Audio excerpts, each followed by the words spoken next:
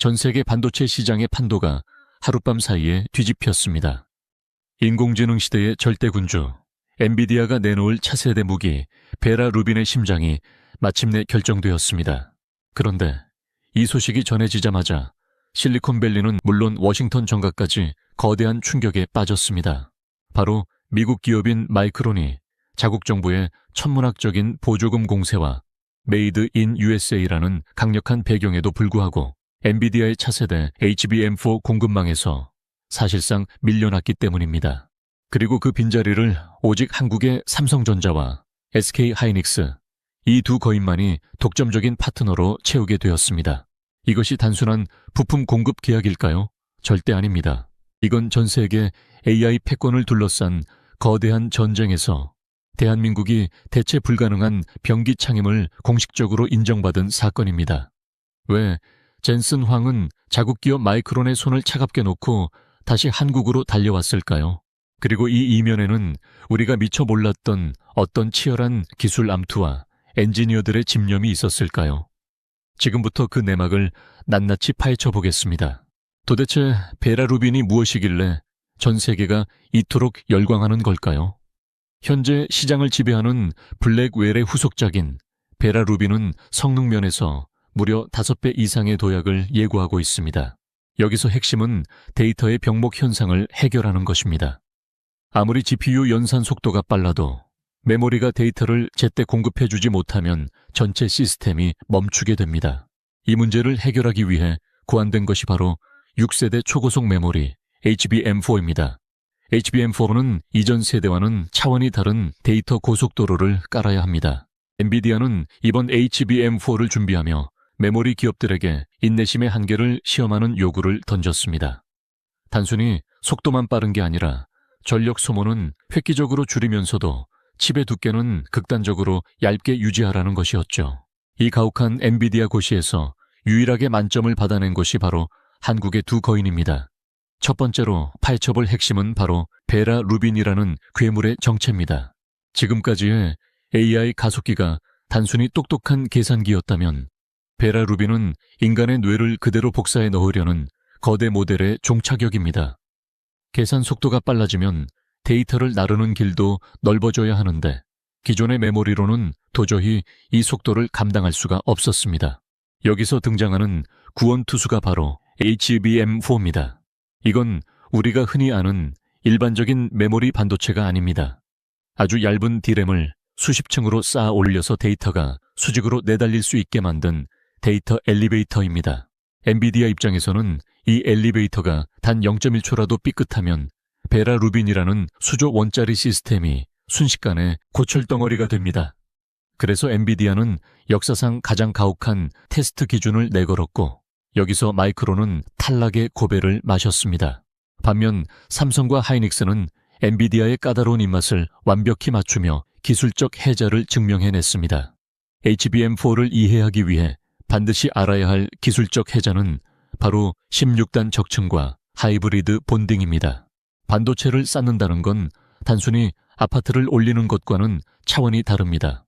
층수가 높아질수록 칩 전체의 두께는 두꺼워지는데 정해진 규격 안에 넣으려면 각 층을 극단적으로 얇게 깎아야 합니다. 16단쯤 되면 칩 하나하나가 거의 투명한 비닐 수준으로 얇아집니다. 이걸 휘어지지 않게 고정하면서 수만 개의 구멍을 뚫어 연결하는 기술, 이것이 바로 한국 기업들의 전매 특허입니다. 특히 이번에 새롭게 도입되는 하이브리드 본딩은 칩과 칩 사이에 납땜 볼을 쓰지 않고 구리와 구리를 직접 붙이는 마법 같은 기술입니다.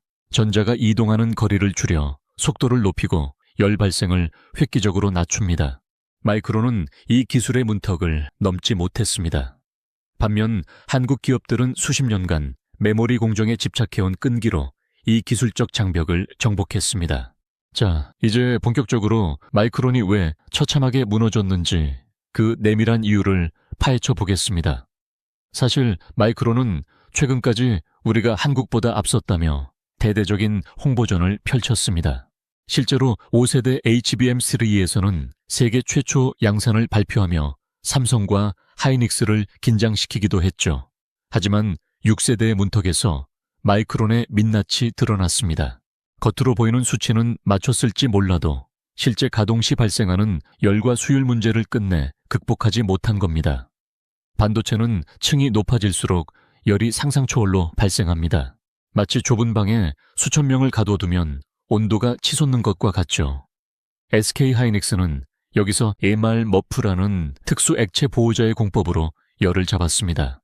칩 사이에 액체를 흘려넣어 빈틈없이 메우고 열을 밖으로 빼내는 방식입니다. 반면 삼성전자는 TCNCF라는 비전도성 필름 기술을 고도화하여 칩을 얇고 단단하게 고정하는 데 성공했습니다. 이건 하루아침에 흉내낼 수 있는 기술이 아닙니다. 마이크론은 미국 정부의 돈을 믿었지만 한국은 엔지니어들의 시간을 믿었습니다. 결국 마이크론의 치명적인 패배 원인은 신뢰성이었습니다. 엔비디아가 베라 루빈을 위해 요구한 초당 데이터 전송 속도는 11기가비트 이상이었습니다. 마이크론의 시제품은 이 속도에 도달하는 순간 칩이 과열되거나 데이터 오류가 발생하는 결함이 반복되었습니다. 젠슨 황은 냉정했습니다. 신뢰할 수 없는 파트너와는 함께할 수 없다는 결단을 내린 것이죠. 아무리 미국 기업이라도 제품의 완성도가 떨어지면 가차없이 쳐내는 엔비디아의 냉혹한 실리주의가 드러난 대목입니다. 자, 이제 우리는 기술의 영역을 넘어 조금 더 넓고 차가운 시각으로 이 현상을 바라봐야 합니다. 엔비디아가 한국 기업들을 선택한 것이 단순히 한국이 예뻐서일까요? 절대 아닙니다. 이건 철저하게 계산된 생존 전략이자 동시에 우리에게는 거대한 기회와 치명적인 위협이 공존하는 양날의 검입니다. 이번 사건을 바라보는 세 번째 포인트, 바로 국가 간 패권 전쟁과 쩐의 전쟁입니다. 먼저 정부 정책과 국가 대항전의 관점에서 이 상황을 분석해 보겠습니다. 이번 마이크론의 탈락은 미국 바이든 행정부가 그토록 공들여 추진해온 칩스법에 커다란 구멍이 뚫렸음을 의미합니다. 미국은 자국 내 거대 공장을 짓고 미국 기업을 키우면 반도체 패권을 완전히 가져올 수 있을 거라 믿었습니다. 마이크론에 수십조 원의 보조금을 몰아준 이유도 그것이죠. 하지만 결과는 어땠나요? 돈으로 시간을 살 수는 있어도 돈으로 수십 년간 쌓아온 기술의 숙성도를 살 수는 없었습니다. 결국 젠슨 황은 백악관의 눈치를 보는 대신 시장의 논리를 선택했습니다. 베라 루빈이라는 인류 최고의 AI 칩을 완성하기 위해선 국적을 불문하고 가장 잘 만드는 곳의 부품을 써야만 했기 때문입니다. 이건 우리에게 매우 중요한 교훈을 줍니다. 지정학적 위기 속에서도 우리가 살아남을 유일한 방법은 대체 불가능한 기술적 해자를 파는 것뿐이라는 사실입니다. 정치가 기술을 이기려 할 때 시장은 가장 냉정하게 그 성적표를 매깁니다. 그렇다면 이 결정이 가져올 경제적 효과는 어느 정도일까요? 상상 그 이상입니다. 현재 전 세계 AI 서버 시장의 80% 이상을 엔비디아가 독점하고 있습니다. 구글, 메타, 아마존 같은 공룡들이 칩을 구하지 못해 젠슨 황 앞에 줄을 서는 상황이죠. 그런데 이 모든 서버의 핵심 부품인 HBM4가 오직 한국에서만 나온다. 이건 전 세계 AI 산업의 산소 호흡기를 한국 기업들이 쥐게 된다는 뜻입니다. 단순히 물건을 파는 수준이 아닙니다. 엔비디아와 한국 기업들이 맺은 이 동맹은 향후 10년, 아니 20년의 AI 표준을 결정짓는 강력한 카르텔이 될 겁니다. 마이크론이 베라 루빈 공급망에서 제외되었다는 건 향후 몇 년간 폭발할 AI 서버 시장의 황금기에서 미국 기업이 주도권을 완전히 상실했다는 사망 선고와도 같습니다. 대한민국 반도체 수출 사상 최대 실적 경신은 이제 겨우 서막에 불과합니다. 하지만 장밋빛 미래만 있는 건 아닙니다. 우리가 반드시 경계해야 할 우려 섞인 시선도 존재합니다.